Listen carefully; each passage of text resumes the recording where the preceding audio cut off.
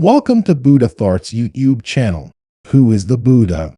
Today we are talking about the life story of the historical Buddha. The Buddha, or Siddhartha Gautama, was born around 567 BC in a small kingdom just below the Himalayan foothills. His father was a chief of the Shakya clan. It is said that 12 years before his birth, the Brahmins prophesied that he would become either a universal monarch or a great sage. To prevent him from becoming an ascetic, his father kept him within the confines of the palace. Gautama grew up in princely luxury, shielded from the outside world, entertained by dancing girls, instructed by Brahmins, and trained in archery, swordsmanship, wrestling, swimming, and running. When he came of age, he married Gopa, who gave birth to a son.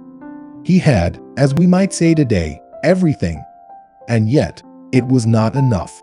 Something as persistent as his own shadow drew him into the world beyond the castle walls. There, in the streets of Kapilavastu, he encountered three simple things: a sick man, an old man, and a corpse being carried to the burning grounds. Nothing in his life of ease had prepared him for this experience. When his charioteer told him that all beings are subject to sickness, old age, and death, he could not rest. As he returned to the palace, he passed a wandering ascetic walking peacefully along the road, wearing the robe and carrying the single bowl of a sadhu. He then resolved to leave the palace in search of the answer to the problem of suffering. After bidding his wife and child a silent farewell without waking them, he rode to the edge of the forest. There, he cut his long hair with his sword and exchanged his fine clothes for the simple robes of an ascetic. Finding liberation. With these actions, Siddhartha Gautama joined a whole class of men who had dropped out of Indian society to find liberation. There were a variety of methods and teachers, and Gautama investigated many atheists, materialists, idealists, and dialecticians. The deep forest and the teeming marketplace were alive with the sounds of thousands of arguments and opinions, unlike in our time. Gautama finally settled down to work with two teachers. From Siddhartha Gautama, who had 300 disciples, he learned how to discipline his mind to enter the sphere of nothingness.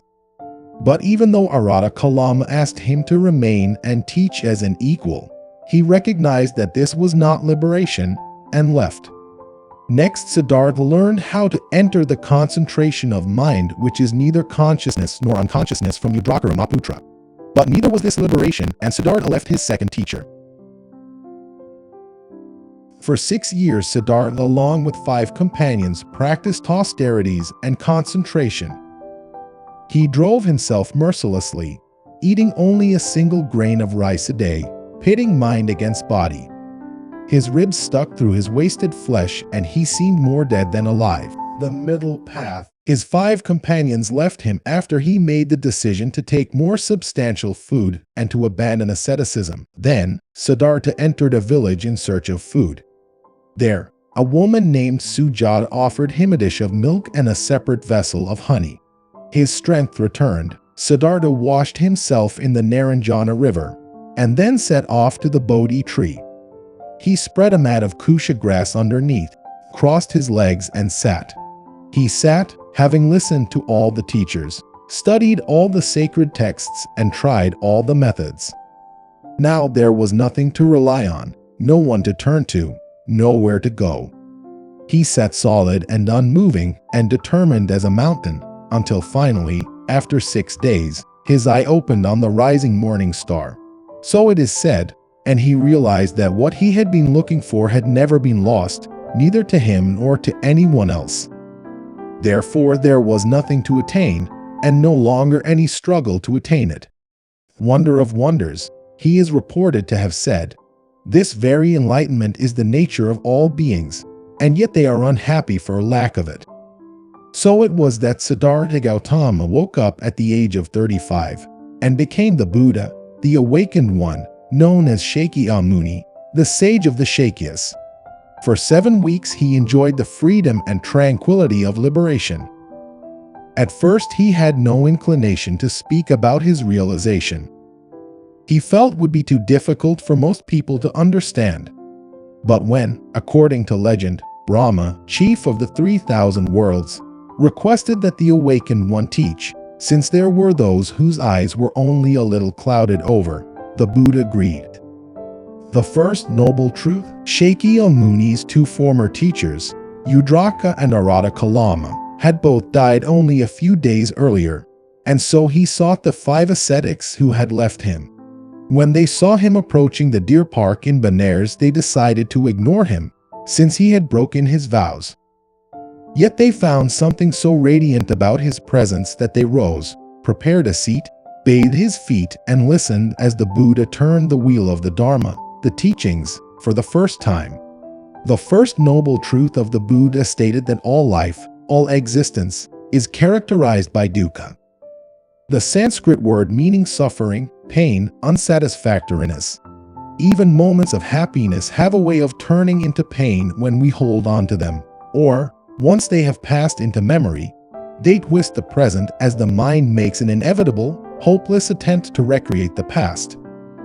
The teaching of the Buddha is based on direct insight into the nature of existence.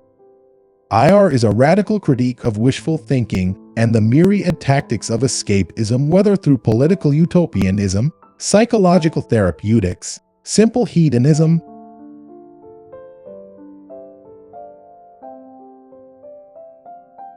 Suffering is true. Dukkha is noble, and it is true. It is a foundation, a stepping stone, to be comprehended fully, not to be escaped from or explained. The experience of dukkha, of the working of one's mind, leads to the second noble truth, the origin of suffering, traditionally described as craving, thirsting for pleasure, but also and more fundamentally a thirst for continued existence, as well as non-existence. Examination of the nature of this thirst leads to the heart of the second noble truth, the idea of the self, or I, with all its desires, hopes, and fears, and it is only when this self is comprehended and seen to be insubstantial that the third noble truth, the cessation of suffering, is realized. The first Sangha.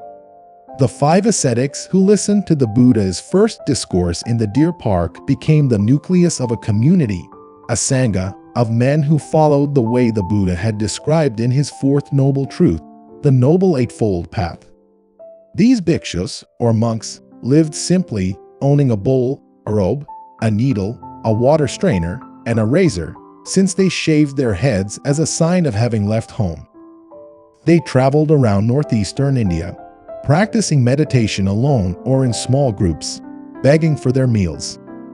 The Buddha's teaching, however, was not only for the monastic community. Shakyamuni had instructed them to bring it to all. Go ye, O bhikshus, for the gain of the many, the welfare of the many, in compassion for the world, for the good, for the gain, for the welfare of gods and men.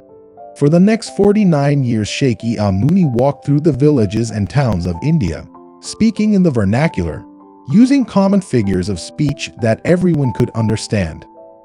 He taught a villager to practice mindfulness while drawing water from a well, and when a distraught mother asked him to heal the dead child she carried in her arms, he did not perform a miracle, but instead instructed her to bring him a mustard seed from a house where no one had ever died.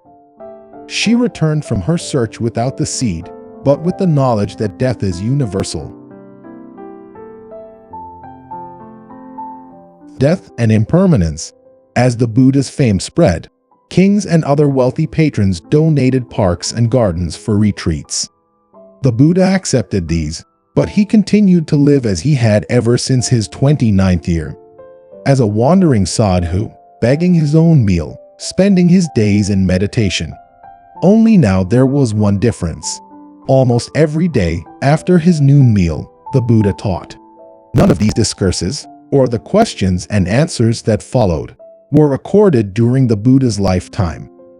The Buddha died in the town of Kushinagara, at the age of 80, having eaten a meal of pork or mushrooms. Some of the assembled monks were despondent, but the Buddha, lying on his side, with his head resting on his right hand, reminded them that everything is impermanent, and advised them to take refuge in themselves and the Dharma, the teaching. He asked for questions a last time. There were none. Then he spoke his final words. Now then, bhikshus, I address you. All compound things are subject to decay. Strive diligently. The first rainy season after the Buddha's parinirvana. It is said that 500 elders gathered at a mountain cave near Rajagriha, where they held the first council. Ananda, who had been the Buddha's attendant, repeated all the discourses or sutras he had heard, and Upali recited the 250 monastic rules, the Vinaya, while Mahakashyapa recited the Abhidharma, the compendium of Buddhist psychology and metaphysics. These three collections, which were written on palm leaves a few centuries later and known as the Tripitaka, literally three baskets, became the basis for all subsequent versions of the Buddhist canon.